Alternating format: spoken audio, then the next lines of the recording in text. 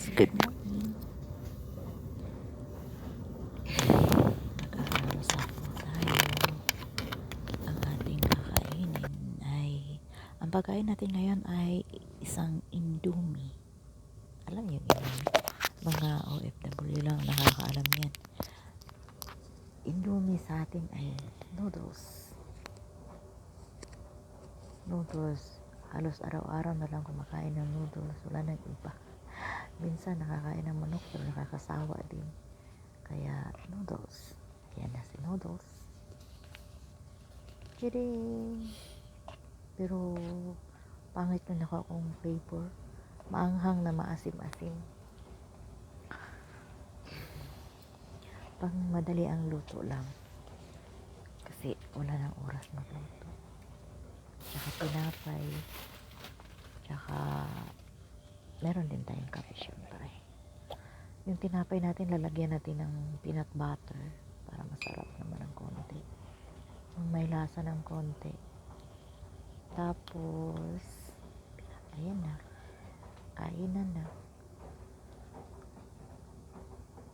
Medyo na-stress ako ngayong umagang ito sa alaga ko. Naawa man ako doon. Iyak nang iyak, hanap na hanap sa akin. Hirap talaga pag mag-alaga ka ng bata na yung bang para mo ng anak. Alam nyo guys, yung peanut butter na gamit ko, crunchy siya, masarap. Kaysa dun sa giling na giling talaga siya. Masarap siya. Masarap yung burger na burger. Tapos may noodles, may kape. Ayan. Minsan tawag nito, nag-aalmusal lang ako ng prutas. Minsan gulay. Basta lang malagyan ng laman ang tiyan.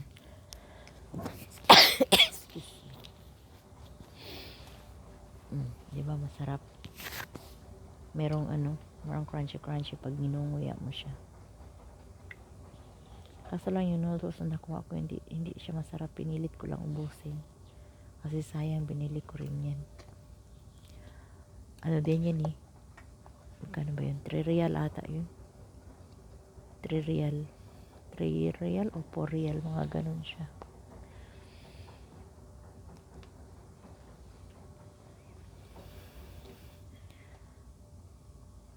Tinapay. Pag uwi ko ng Pilipinas, kakain talaga ako ng palaka. Adobong palaka. Kinilaw na tamban. Mga kamuti, mga kamuti, mga kamuting kahoy, mga basta. Hindi ko kailangan yung karne. Mas gusto ko yung mga mga ginamos, bulad, mga ganun. Bulad. Bulad sa Tagalog is toyo. Yan. Kain lang ng kain hanggang sa mabusog. Hanggang sa mabusog ang palaka. Anyway, salamat pala sa mga nag-subscribe sa akin channel. Dati, iniwan ko lang to, pinabayaan ko lang. Ano lang siya. Iniwan ko siya ang followers niya ay ang subscribers niya ay lang siya. 37. Diyos ko Lord. Ngayon, umabot na siya ng 90. Na-shock man ako. Anyway, salamat sa mga nag-subscribe. Kahit wala kakwenta-kwenta yung mga post ko dito. At least, kahit paano pala may nanonood. Tapos umabot na ako ng 32 mahigit na views dito sa YouTube channel ko. Thank you. Wala namang purpose to na na pang lang to, remembrance ko lang ba. Dalawa kasi yung ko. Dalawa yung ginawa kong channel. Pero yung isa, hindi ko masyadong ginagamit. Dito sa nagulat ako kasi bawat open ko may nagsusubscribe. Galing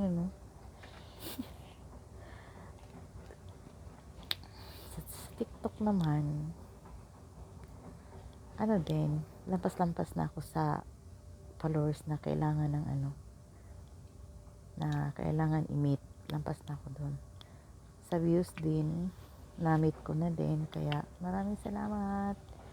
Maraming salamat sa mga nanood, nag-react, nag-comment. Thank you. Salamat din dun sa aking enemy na laging nagla-live. Siya yung nagla-live doon.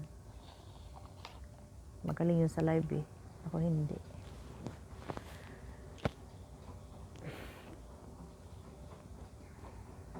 Ayan na, malapit na maubos yung kinakain ng tinapay.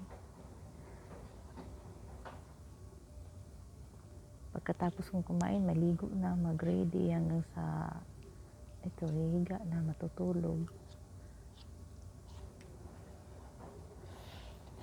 Tapos gigising naman ng mamaya mga 3:30 or 3, mga ganun. Duty uli. Maglaba, maglinis. Diyos ko Lord, araw-araw. Araw-araw sa 4 years. Diba?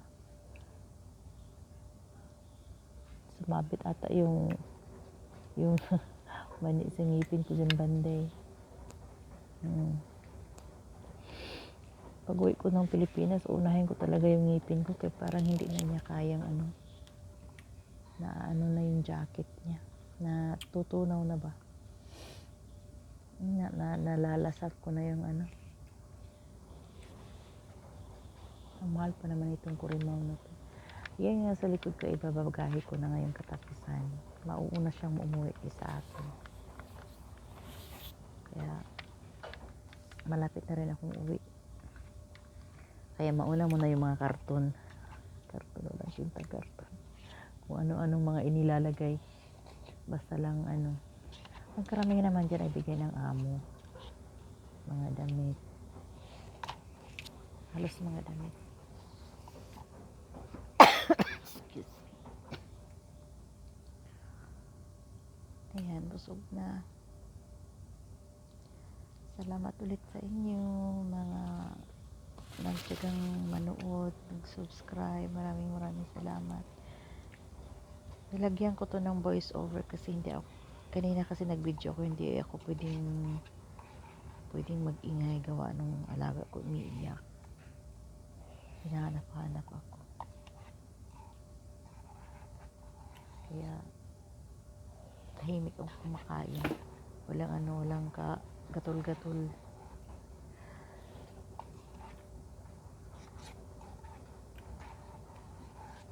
Yan, tapos na. Ubus na ang ating noodles.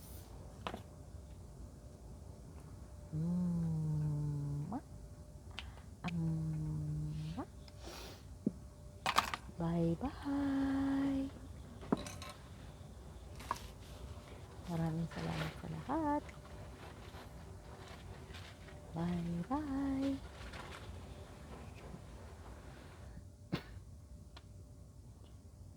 Inuubo tayo, guys.